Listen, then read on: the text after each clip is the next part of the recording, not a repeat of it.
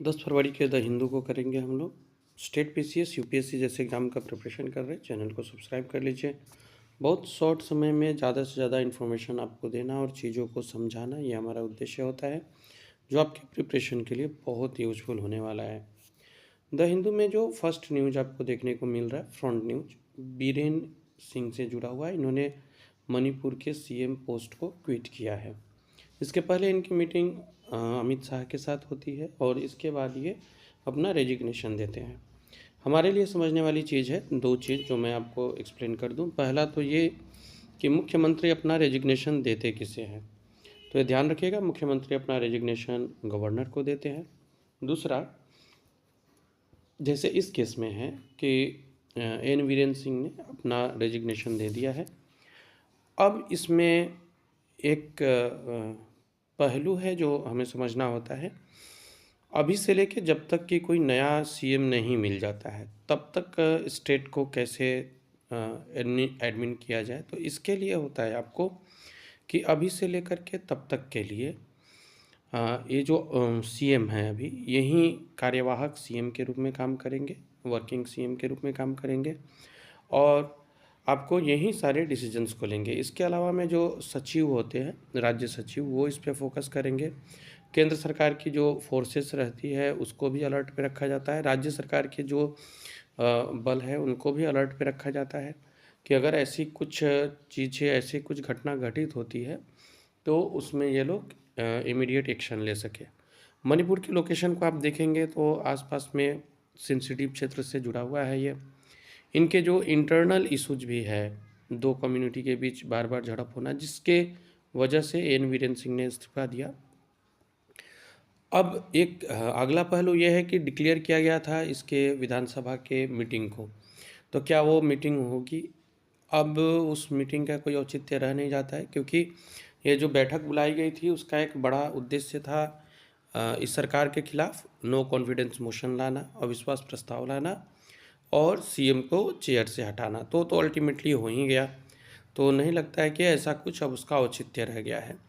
Next step क्या होगा? या तो गवर्नर इसी पार्टी के किसी अन्य उत्तराधिकारी को चुनेंगे, या फिर आपको इलेक्शन के लिए जा सकता है स्टेट, या फिर राष्ट्रपति शासन के लिए जा सकता है।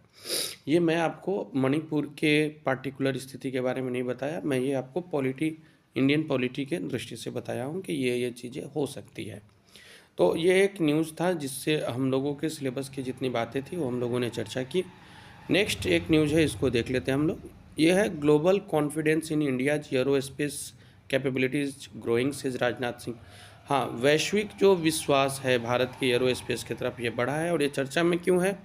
तो एरो इंडिया जो सबसे बड़ा हवाई शो है एशिया का, ये आज से बेंगलुरु में शुरू हो रहा है। तो ये नोट डाउन कर लेंगे। एरो इंडिया जो शो है ये एशिया का सबसे बड़ा हवाई शो है और ये आज से शुरू हो रहा है बेंगलुरु में।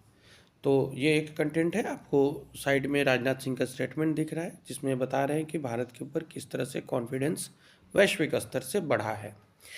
एडिटोरियल साइड में चलते हैं तो यहाँ एक कंटेक्स्ट में है, what does the budget of a railways. एक पूरा पैरा है, आप इसको पढ़ सकते हैं इस पूरे आर्टिकल को, लेकिन इसके जिस्ट को जो साइड में चर्चा किया गया है ये हम लोग चर्चा कर ले तो हमारा सिलेबस पूरा हो जाता है। सबसे पहले आप देखिएगा, रेलवे मिनिस्टर ने कहा कि ये इमेंस थर्स्ट है development, infrastructure, modernisation, station, trains, enhancement, connectivity, safety और कंफर्ट ऑफ पैसेंजर्स के लिए।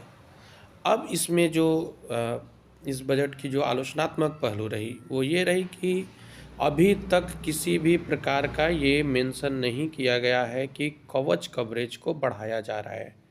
पिछले दिनों कई एक्सीडेंट हुए हैं, बड़े बड़े एक्सीडेंट हुए हैं, तो ऐसा उम्मीद था कि कवच के इम्प्लीमेंटेशन को लेकर के कुछ बात आए। कवच एक सिस्टम है जो ऑटो ब्रेक लगाता है, जिससे दो ट्रेन के बीच टकराव की स्थिति उत्पन्न नहीं होती है, ऐसी स्थिति को कंट्रोल कर लेता है। दूसरा एक जिस्ट निकल करके आया कि हम जो है वो सेकेंड लार्जेस्ट फ्राइट कैरियर बने हैं दुनिया के। 1.6 बिलियन टन्स ऑफ कार्गो सामान हम लोगों ने इधर उधर किया है। तो ये एक आंकड़ा है, लेकिन जो विषय है मेन वो ये है कि कवच इम्प्लीमेंटेशन के बारे में बातें भी हुई थी, हमारे रेलवे मिनिस्टर ने भी इसके बारे में कहा था, लेकिन बजट में इसके ऊपर कुछ चर्चा नहीं हुआ है। तो ये है, फिलहाल इस वीडियो में इतना ही। Next important video